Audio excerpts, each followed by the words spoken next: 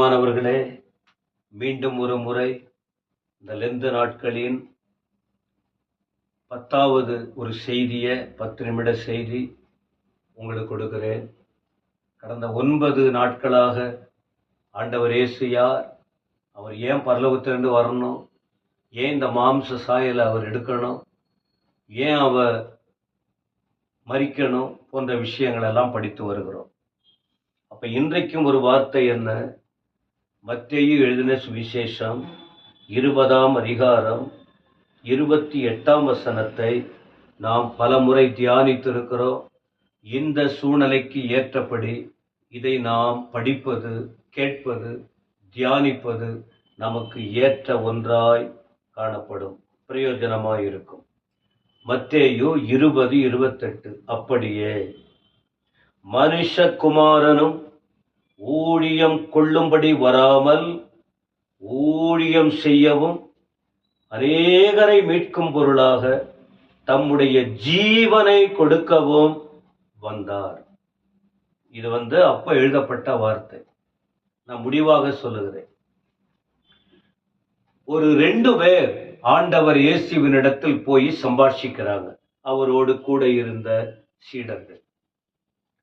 அவர்களுக்கு ஆண்டவர் தெளிவில்லாமல் பேசினதினால் ஆண்டவர் அவர்களை தெளிவுபடுத்தினார், தெளிவுபடுத்தும் வார்த்தைகளை சொன்னார். இப்படி ஆண்டவர்கிட்ட போனவங்க 12 பேர் இருந்தாங்க. அதுல 2 பேர் மட்டும் ஒரு வித்தியாசமான கேள்வியை ஆண்டவர்கிட்ட கேட்டாங்க. அவர்கள் சொன்ன வார்த்தைய கேட்டபோது மற்ற 10 பேரும் அதை குறித்து 2 சகோதரர்கள் மேல எரிச்சலானாங்க. மனுஷனின் குணம் எரிச்சல் அடைவது, ஆனா வாழ்நாள் முழுவதும் எரிச்சலோடு கூட இருக்க கூடாது. அதனால்தான் ஆண்டவர் அவர்களுக்கு ஒரு காரியத்தை சொல்றாரு, எல்லாம் என் கிட்ட வாங்க, எல்லாத்தையும் விட்டுட்டு தானே என்னை பின்பற்றுனீங்க, நான் வித்தியாசமான ஒரு வழியை காண்பிக்க வந்தேன் என்று தானே எனக்குள்ள நீங்க வந்தீங்க. ஆனா மற்றவங்களுக்கும் உங்களுக்கும் வித்தியாசம் இல்லையே. நான் எப்படி இருக்கிறேன், என்னுடைய பேச்சை பார்க்குறீங்க, என்னுடைய நடை உடைய பார்க்குறீங்க, என்னுடைய எல்லா செயல்களை பார்க்குறீங்க. ஆனா ஏன் கூட நீங்க ஒரு 3.5 வருஷம் இருந்து நீங்க உங்களுடைய காரியமே வித்தியாசமா இருக்கே, அப்படி இருக்க கூடாது. இதெல்லாம் மற்ற புறஜாதிகளின் காரியம், ஆனா உங்களுக்குள்ள இந்த காரியங்கள் இருக்கக்கூடாது என்று சொல்லிட்டு அப்பதான் சொல்றாரு, உங்களுக்குள்ளே அப்படி இருக்கலாகாது. ஒருவேளை உங்களில் ஒரு பெரியவனா இருக்க விரும்புறீங்க, ஒருவேளை படிப்பு இருக்கலாம், அல்லது உங்களுக்குள்ள ஒரு தெளிவு இருக்கலாம், ஒரு அந்தஸ்துக்குள்ள வந்திருக்கலாம்.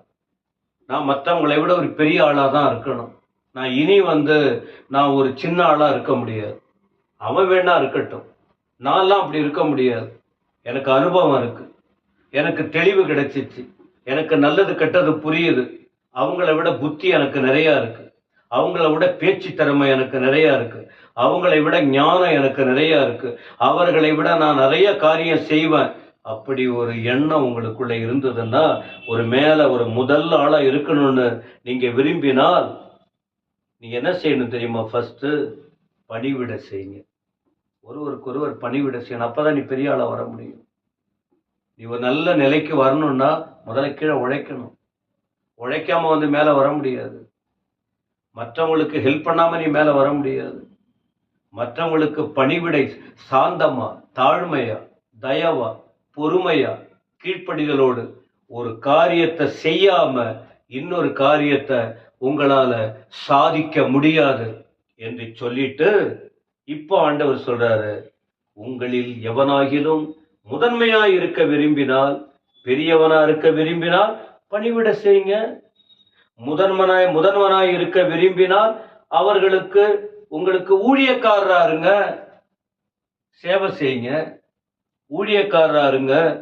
அப்ப ஆண்டவர் சில தவறுகள் நடக்கும்போது பாராமுகமா விட்டுட்டு போகல. ஏன் திரும்ப அந்த தவறை அவங்க செய்யக்கூடாது? ஏன்னா பாராமுகமா பரவாயில்லன்ட்டு அப்படியே அவங்கள அப்படியே விட்டுட்டு போயிட்ட திரும்ப எங்களை கேட்க யாரும் இல்லை, எங்களை கண்டிக்க யாரும் இல்லை, எங்களை உணர்த்தி காட்ட யாரும் இல்லை, எங்க இஷ்டம்தான், நாங்க எப்படி வேணாலும் வாழுவோம், எப்படி வேணாலும் இருப்போம்னு சொன்னால் நாம பிறந்ததுக்கு அர்த்தம் இல்லாத போயிடும், ஒரு வாழ்க்கைக்கே மீனிங் இல்லாத போயிடும். அதுக்காகவா மனுஷனை கடவுள் உண்டாக்கினார்? நாம கொஞ்ச நாள் வாழுறது, நாம் மனிதனாய் வாழ்ந்து காட்டணும், மற்றவர்களை அரவணைக்கணும், மற்றவர்களுக்கு உதவியா இருக்கணும், நல்வழி காட்ட வேண்டும். அப்ப சொல்லிட்டு ஆண்டவர் சொல்றார், அப்படியே மனுஷகுமாரனும். யார் மனுஷகுமாரன்? இயேசு கிறிஸ்து. ஏன்னா அவர் தேவன் சொல்றீங்க, அவர் மனுஷகுமாரன். அவர் தேவன் தான், பரலோகத்துல இருந்தாரு, மனுஷனா வந்தார். இதுக்கு முன்ன செய்தி நேற்று நான் சொன்னேன், மாம்சத்தையும் ரத்தத்தையும் உடையவராய் வந்தார். அப்ப மனுஷனா வந்ததனால அவர் மனுஷகுமாரன் என்று அழைக்கப்பட்டார். நான் ஒரு தேவகுமாரன் சொல்லலையே, மனுஷனா வந்த பிறகு நான் தேவகுமாரன், தேவனிடத்திலிருந்து வந்தேன், ஆனா நான் தேவன்னு சொல்லல, அவரு தேவகுமாரன் சொல்ல, மனுஷகுமாரன். என்ன ஜனங்க என்ன சொல்றாங்க? நான் மனுஷனா வந்ததுனால மனுஷன்தான், ஆனா நான் யாருன்னு எனக்கு தெரியும், என் பிதா அறிவார். அதனால மனுஷகுமாரன் வந்தது எதுக்கு தெரியுமா? வேலை வாங்குறதுக்கு வரல, உட்கார்ந்துக்கிட்டு ஊழியம் வாங்க, வேலை வாங்குறதுக்கு வரல, ஊழியம் கொள்ளும்படி வரல. என்ன செய்தாரா? ஊழியம் செய்யும்படி வந்தார், ஊழியம் செய்ய வந்தார். அப்ப ஊழியம் எத்தனை வருஷம் செய்தார்? 3.5 வருடம் செய்தார். அவர் ஏற்கனவே அவர் இந்த உலகத்தை உண்டாக்கின தேவர், அவர் காரியங்கள் நடைபெற்று கொண்டிருக்கிறது. ஆனா அந்த ஊழியம் மனுஷனாய் வந்து அவர் ஊழியத்தை தொடங்கி ஒரு 3.5 வருஷம் அதுக்குதான் வந்தார். அப்ப அந்த ஊழியம் வந்து உடனே அவர் வந்த நோக்கம் நிறைவேறல.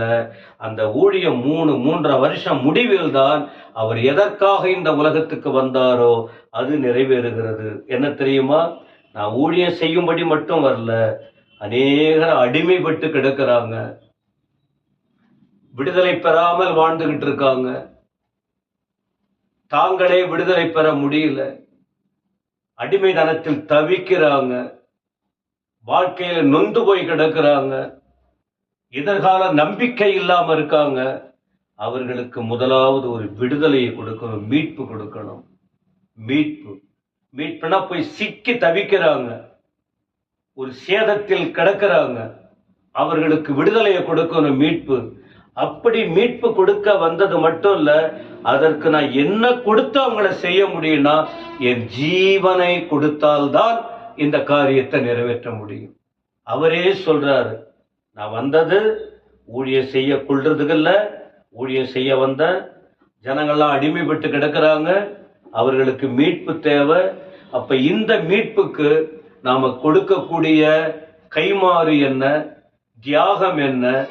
என் ஜீவனை கொடுக்கணும், என் ரத்தத்தை சிந்தணும், நான் சிலுவையில் மரிக்கணும் அப்படிங்கிற ஒரு தெளிவான போதனையை ஆண்டவர் அவர்களுக்கு கற்றுக் கொடுத்தார். இதைதான் உங்களுக்கு சொல்லுகிறோம்.